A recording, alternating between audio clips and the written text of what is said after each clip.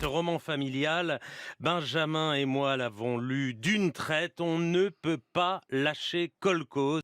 C'est justement de la résolution d'une énigme familiale que nous parle Laurent Mauvigné dans La Maison vide. Vous vous penchez cette fois, Anne Berès, sur la branche paternelle de votre arbre généalogique. La figure maternelle, la mère, s'est imposée comme le grand thème de cette rentrée. Le livre sur mon père, évidemment, était dur à écrire. Toutes les familles heureuses se ressemblent, mais chaque famille malheureuse est du pain béni pour les écrivains. Même si je ne suis pas la personne qui suit avec le plus d'attention les rentrées littéraires, j'ai été très étonnée de constater l'importante part des livres sur les membres de la famille de l'auteur ou l'autrice. Écrire sur son père, sur sa mère, un autre membre de sa famille ou plusieurs générations de sa famille. Le millésime de cette rentrée littéraire se place non seulement sous le patronage toujours florissant de l'autofiction, mais aussi d'une sous-catégorie particulière. Les récits de famille. On a droit au dernier d'Emmanuel Carrère, Colcos, le dernier d'Amélie Nothomb, le dernier Laurent Mauvigné et le nouveau livre d'Anne Berest sur son père et sa lignée paternelle. Elle qui dit que la vie a beaucoup plus d'imagination que moi. Un peu facile, hein. Les écrivains français d'aujourd'hui ont-ils tellement épuisé leur propre vie, les recoins les plus intimes de leur âme et de leur couple, qu'ils vont à présent ouvrir les vieilles armoires de famille pour y trouver un petit peu de matière à roman et ainsi rester pertinent ou du moins visible de rentrée littéraire en rentrée littéraire? Est-ce que j'exagère la réalité de cette tendance?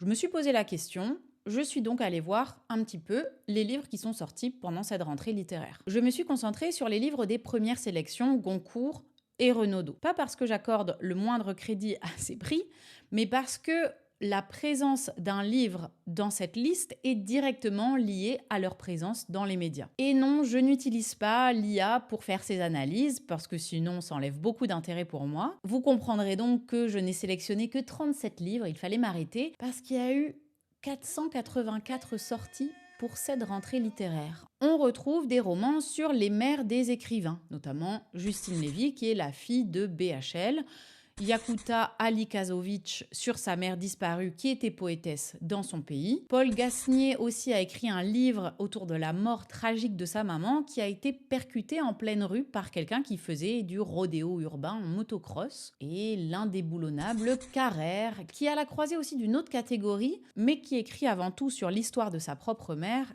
Hélène Carrère d'Ancos, ancienne députée et première femme à la tête de l'Académie française. Encore un qui s'est fait tout seul. On en retrouve presque autant sur les pères avec le livre d'Anne Berest dans Finistère, le livre de Catherine Girard sur son père qui avait été accusé d'un triple crime dans sa jeunesse, puis il a été innocenté et bien plus tard dans sa vie, il a avoué à sa fille que c'était bien lui qui a commis le crime. Ouais, il y a des sacrées histoires de famille, hein. Dans Jackie, Anthony Passeron mêle la mort de son père et sa jeunesse autour des jeux vidéo, car un des héritages de son père a été une console de jeux. Quelques livres ont pour thématique les frères, comme David Thomas qui écrit un livre sur Édouard, qui était atteint de schizophrénie et qui est décédé. Marie Richeux écrit aussi sur le décès de son frère qu'elle n'a pas connu et qui était marin. Sur les sœurs des écrivains, j'en ai pas trouvé. Mais il y a des livres sur d'autres membres de la famille comme le Natacha Apana, au très beau titre La nuit au cœur, qui croise les destins de 3 femmes victimes de violences conjugales. Hélène Laurin sur son parcours de mère et de maternité. Et toutes les vies de Rebecca Warrior autour de la maladie, le cancer de sa compagne. Certains livres ont une ambition plus globale, comme le Mauvigné, La Maison vide, que je vois encensé partout. Celui aussi de l'autrice Yannick Lahens qui écrit sur la lignée des femmes de sa famille en partant de sa grand-mère esclave affranchie à la Nouvelle-Orléans. Caroline Lamarche, elle, écrit sur la recherche d'un de ses ancêtres, Edmond, et retrace l'histoire familiale et mêle ça avec son propre couple. Au-delà de ça, l'autofiction personnelle ou plus individuelle continue d'être présente et c'est assez fou parce que vraiment, pour être nommé au prix Goncourt, écrivez une autofiction. En termes de sélection, donc ce sont les points rouges, les nommés à la première liste du prix Goncourt.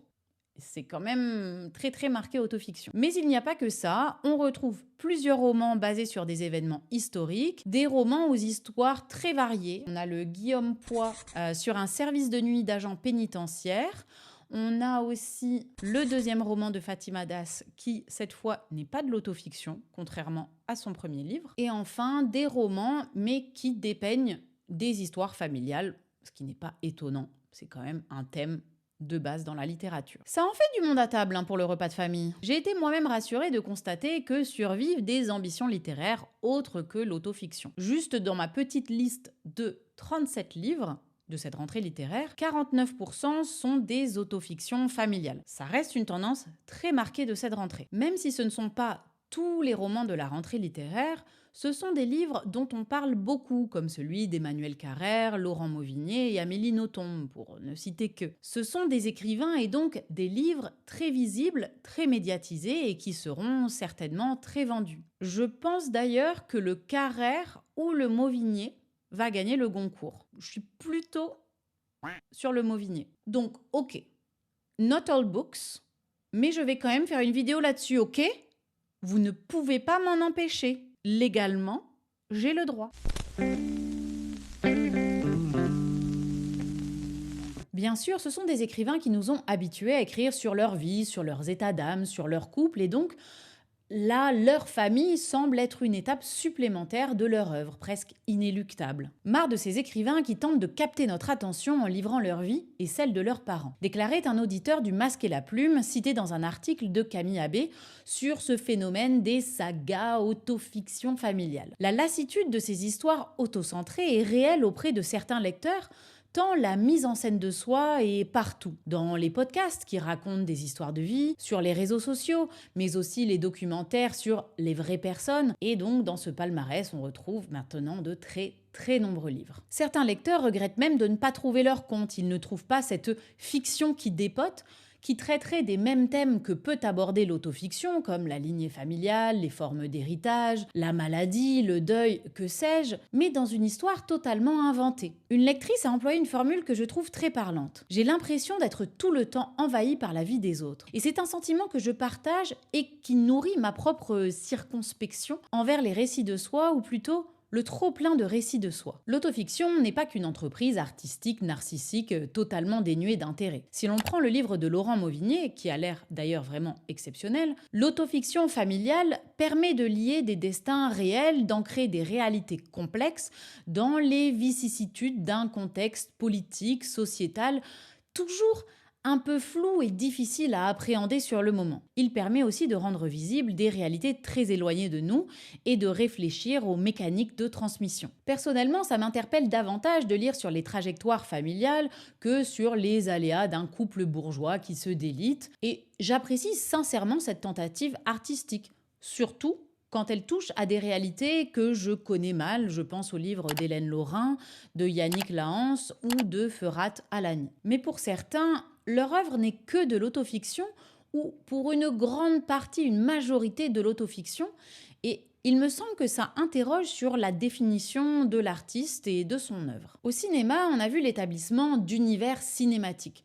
comme ceux très connus de Marvel ou de Star Wars. Ces films fonctionnent de plus en plus en s'auto-référençant à l'infini, c'est-à-dire que vous passez à côté d'une grande partie du lore si vous ne les regardez pas tous comme ils ont été conçus. Ces films continuent à générer des entrées substantielles, bien que l'effet de lassitude soit réel et documenté, même auprès des plus grands fans. Avec l'autofiction, sans aller dans ces proportions-là, il me semble qu'il peut y avoir un phénomène un peu similaire. Pour certains écrivains superstars versés dans l'autofiction, on peut comme dresser des cartes complètes de leur vie, de leur personnalité, et chaque nouvelle sortie nous livre un nouvel aspect d'eux-mêmes, qu'on apprécie d'autant plus qu'on a le reste de l'œuvre en tête. Ce n'est pas tant un livre, une œuvre littéraire, artistique qu'on nous propose de découvrir, mais une facette de la personnalité et de la psyché de tel ou tel auteur.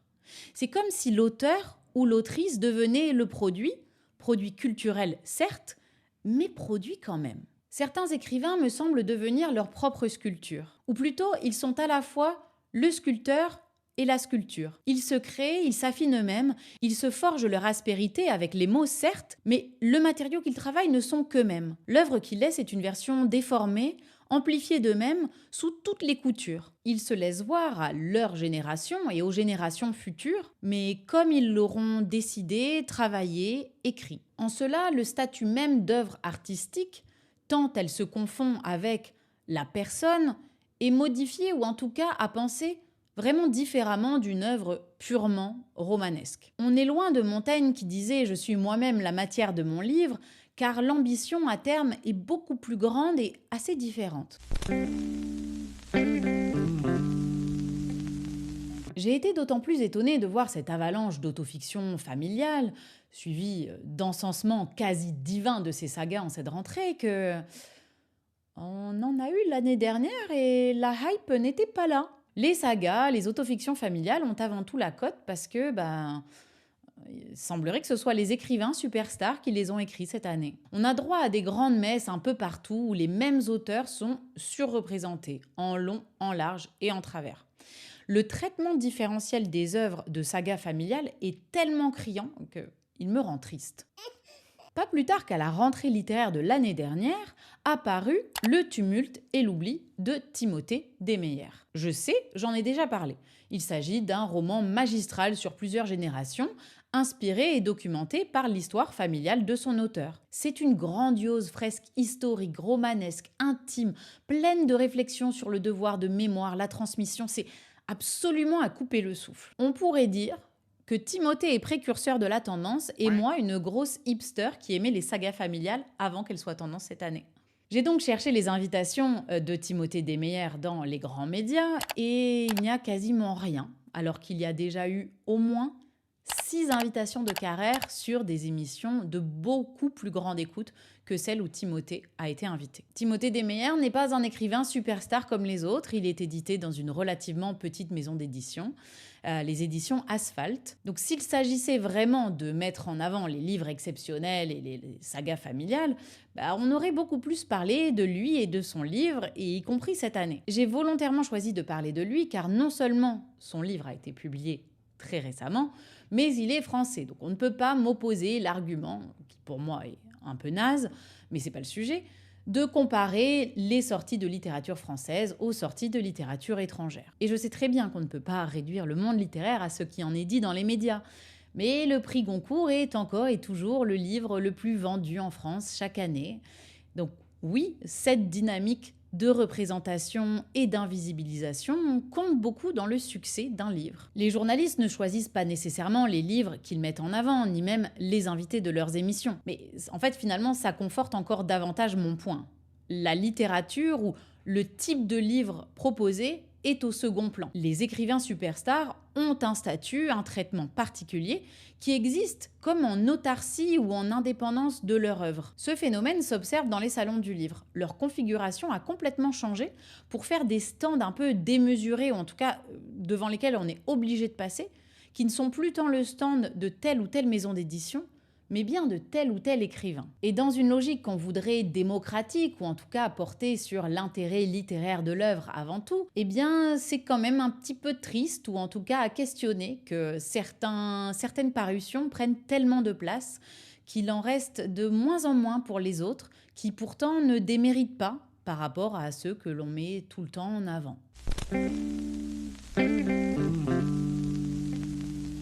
Dans l'article de Camille Abbé que je citais plus haut et que je vous invite à lire, pas moins de 3 témoignages de lecteurs vont en ce sens. Ces autofictions sont très situées socialement. C'est des histoires de bourgeoisie blanche, à minima, intellectuelle, très localisées à Paris. C'est tellement répétitif qu'à force, ça manque de créativité et on s'ennuie. Sur ma vidéo d'octobre 2024 sur l'autofiction, j'ai reçu des remarques allant jusqu'à la critique. Certains ont souligné que je n'ai pas du tout parlé d'un aspect pourtant essentiel. Ce sont des bourgeois qui nous racontent leurs histoires de bourgeois avec leurs mots de bourgeois. J'entends cette critique très légitime, tellement légitime même que, en fait, j'avais au départ inclus tout un pan de la vidéo là-dessus et j'ai fini de le retirer pour 3 raisons. La première, c'est que la vidéo était déjà longue et si je ne prenais pas le temps de le traiter en entier, je préférais ne pas le survoler. La deuxième raison, c'est que je ne me sentais pas encore assez robuste sur ma compréhension des classes sociales selon les penseurs d'aujourd'hui, et non pas la dynamique du 19e ou du 20e, très différente que j'ai étudiée. Et la troisième raison, et peut-être la plus importante, c'est aussi parce que je trouve que c'est insuffisant. Quand on regarde l'histoire de la littérature, les écrivains, d'ailleurs que ce soit de littérature canonique ou populaire, sont majoritairement issus des classes dominantes. Et dire ça n'enlève rien à l'intérêt littéraire ou historique de ces œuvres, mais ça permet d'en restituer, de penser la genèse et l'existence dans un contexte social défini. Les écrivains ont le plus souvent été des bourgeois et c'est même à ça qu'on les reconnaît. L'accès à l'écriture, à la lecture est resté très marginal jusqu'au 19e siècle. Donc le fait n'est pas étonnant. Il faut déjà avoir les compétences, se dire qu'écrire a de l'intérêt, avoir le temps d'écrire et réussir à se faire éditer ou au moins lire. Rien qu'avec ces 4 dimensions, on exclut une grande partie de la population encore aujourd'hui. Énoncer cette vérité sur la classe sociale des écrivains ne diminue pas le travail qu'ils ont fourni, ni ne masque ou ne cherche à minimiser les difficultés personnelles qu'ils ont pu rencontrer. Ce n'est pas parce que les écrivains bourgeois mettent de leur vie dans leurs écrits que leur littérature est déconnectée et donne cette impression de lassitude. Ou en tout cas, pas seulement. Gisèle Sapiro est d'accord avec moi. J'ai plutôt confirmé une hypothèse que j'avais en la lisant que l'inverse, mais bon. C'est ma vidéo. Les écrivains n'ont pas toujours été engagés. Je n'ai pas défini ici le terme engagement et je pense que ça manque. J'entends par là des représentations à visée réflexive en fait, qui vont faire tendre les récits à l'universalité. L'œuvre est alors pleinement dans son contexte, soit directement comme par exemple avec l'entreprise des Rougon-Macquart de Zola, qui avait pour but de dépeindre la société de son temps dans toutes ses complexités et toutes ses facettes, soit indirectement, par exemple, avec les fables de La Fontaine ou aussi beaucoup de contes. La dimension de l'engagement est souvent réduite à quelque chose de didactique, alors que ce n'est pas le cas. Si on prend Les Turbines du Titanic par Robert Perichick, il porte une vision sur la société et l'histoire de son pays dans son livre, tout en passant par le biais du roman. Elle les classe dans 2 catégories qui sont assez larges. D'un côté, les représentants de l'art pour l'art, les aficionados du style, qui n'expriment pas d'engagement politique ou social de manière franche et marquée. Les écrivains qui représentent cette posture sont notamment Théophile Gautier ou encore Flaubert. L'autre catégorie comprend ceux pour qui l'écrivain a une forme de responsabilité du fait de la nature de son métier, qui lui donne une place spéciale dans la société. Peu importe d'ailleurs où ils sont situés sur l'échiquier politique. On retrouve bien sûr Zola, Sartre, des écrivains qui s'engagent dans la vie politique, mais aussi pensent leur contexte politique. Ce n'est pas, en fait, comme les benets de service le répètent sans aucune pensée complexe, des lourdingues qui écriraient une littérature feel-good ou engagée à message à laquelle on peut opposer des livres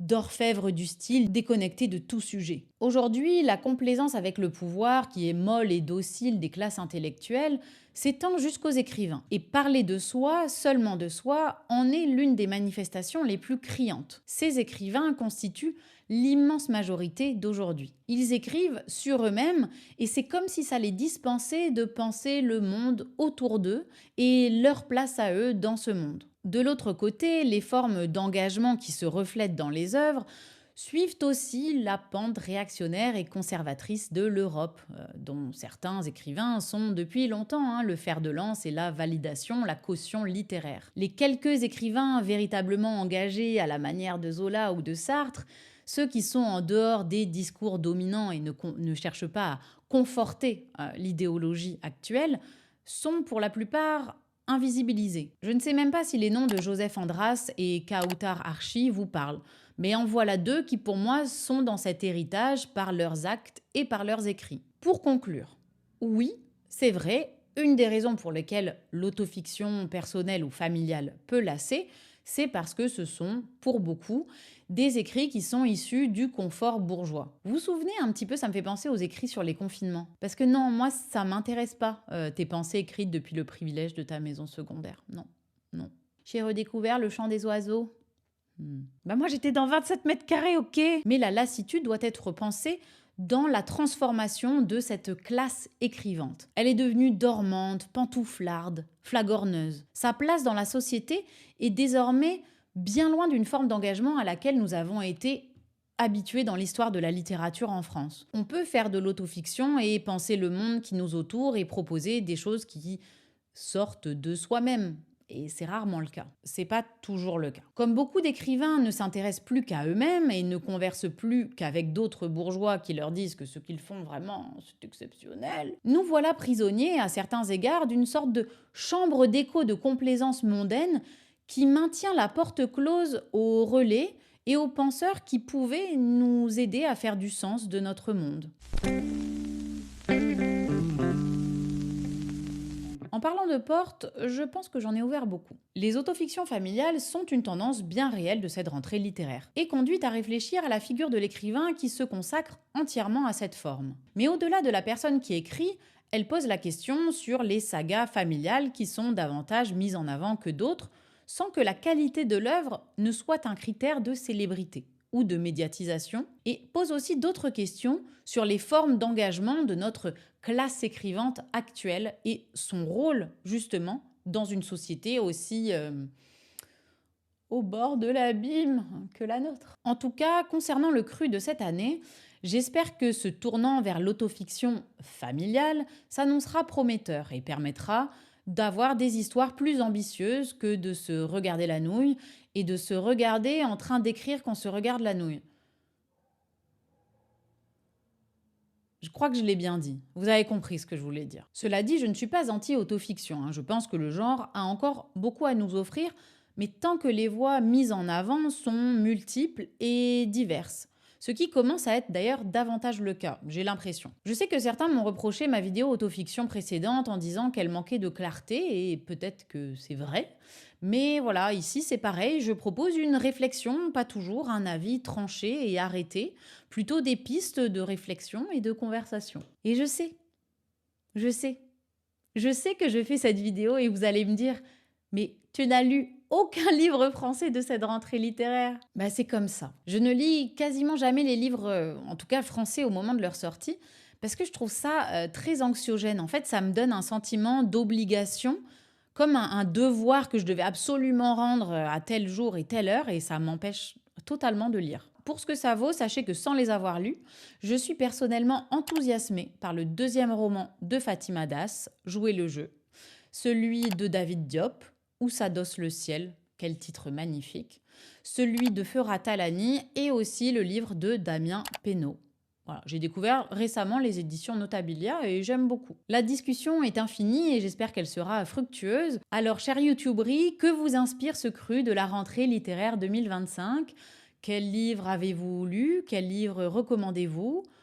Ou ne recommandez-vous pas ? Et que pensez-vous, si vous pensez quelque chose, de cette avalanche de récits de famille ? Salut, salut!